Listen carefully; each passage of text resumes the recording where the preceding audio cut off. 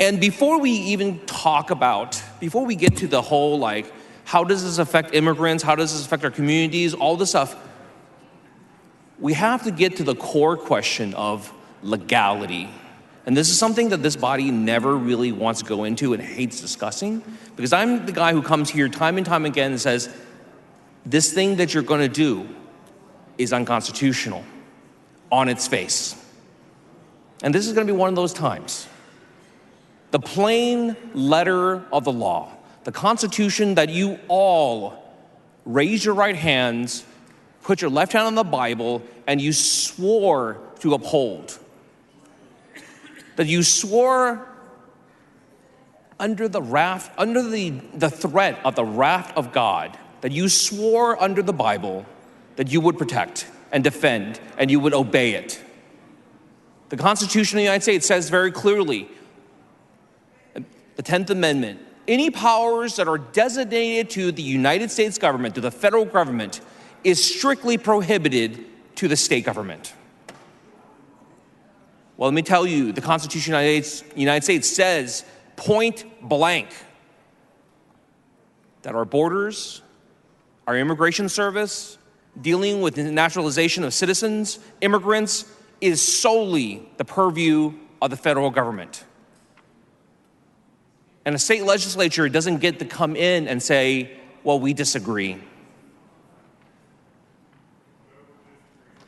But nobody here really cares about that, right? Because this is not a vote on policy. This is not a vote on what's right. This is not a vote on our adherence to the Constitution. This is a vote on politics. This is a vote that y'all want to look tough on, so you can go home and tell all your constituents, look what we did to them. Look what we did to these people that we've been talking about.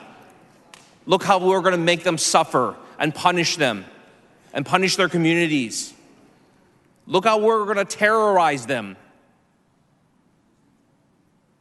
You know what? One thing I am grateful for is thank y'all for numbering this SB4 as well. Because we can just list our things. Because we were here in 2017 railing against SB4 back then, and we're still railing against SB4 now.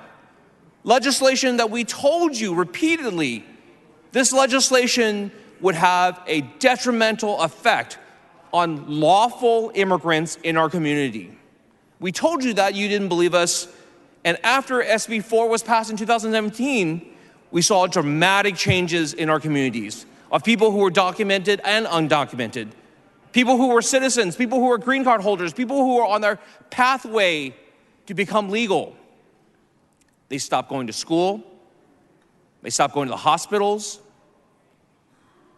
They stopped taking care of themselves. And worst of all for our communities, they stopped calling the police.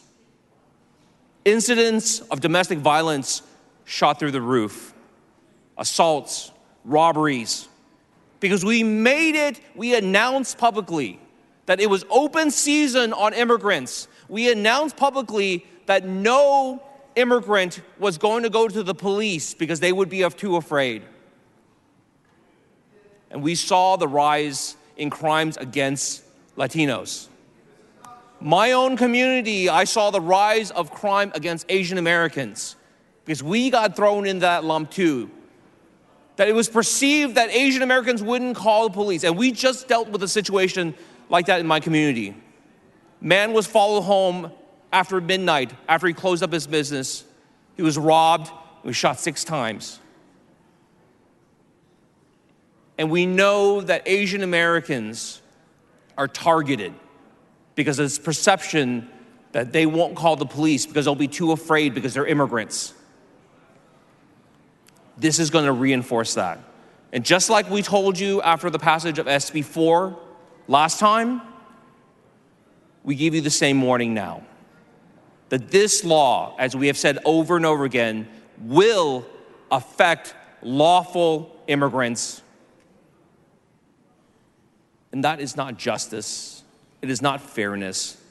But I guess it is politics.